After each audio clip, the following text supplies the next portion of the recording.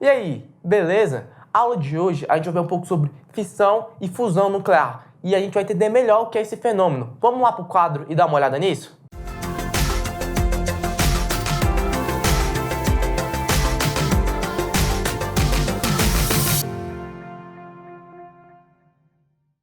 Gente, a aula de hoje a gente vai ver um pouco então sobre fusão e fissão nuclear. Vamos começar então abordando a fissão nuclear. A fissão quer dizer que vem a quebra do núcleo atômico. Então aqui eu desenho, por exemplo, o átomo de urânio. O que a gente vai fazer é muito simples. A gente vai pegar um nêutron, deixa eu pegar aqui um nêutron e tacar um nêutron na direção desse átomo de urânio. O que vai acontecer é que esse núcleo vai se rachar. Aqui a gente vai ter o bário, que vai ter 142 de massa atômica e 56 de número. E também, se você fizer a soma assim, das massas e das cargas, você vai ver que de cada lado da seta dá tudo igual. E o negócio mais interessante aqui que acontece nesse fenômeno da fissão é justamente isso aqui, ó.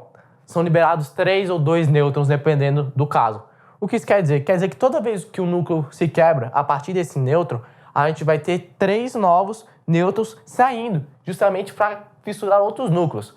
Então, nesse processo, a gente vai ter uma grande quantidade de energia, porque vai ser gerada uma reação em cadeia. Deixa eu desenhar aqui para você entender um pouco melhor o que está acontecendo.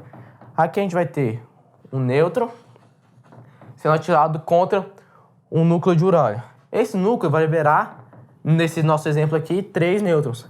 Esses outros 3 nêutrons vão atingir outros 3 núcleos de urânio. E a gente vai continuar com esse mesmo desenho, assim, indefinidamente, dependendo do composto. E por que isso é importante, Lucas? Isso é importante porque as usinas nucleares, que geram muita energia, funcionam à base justamente desse esquema aqui que eu mostrei. A gente fissiona o primeiro núcleo e depois a gente vai ter uma reação em cadeia que vai gerar muita energia. Essa aqui vai ser uma reação possível, porque a gente pode fissurar o núcleo atômico de várias maneiras.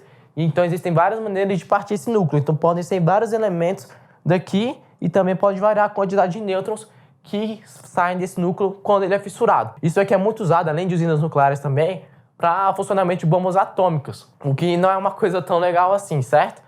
Mas é o mesmo esquema, a gente vai, quebra o núcleo, a energia liberada é muito grande, então a explosão da bomba atômica vai ser muito grande devido a essa grande reação em cadeia que vai ter aqui.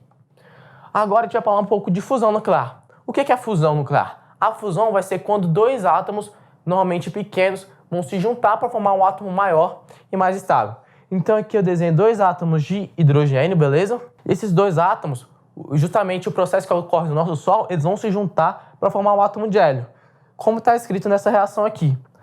Aqui então a gente vai ter um hidrogênio que vai ter massa 2 e outro hidrogênio que vai ter massa 3. Quando você juntar esses dois, a gente vai ter o hélio, né, que pertence à família dos gases nobres, que são os elementos mais estáveis da tabela periódica.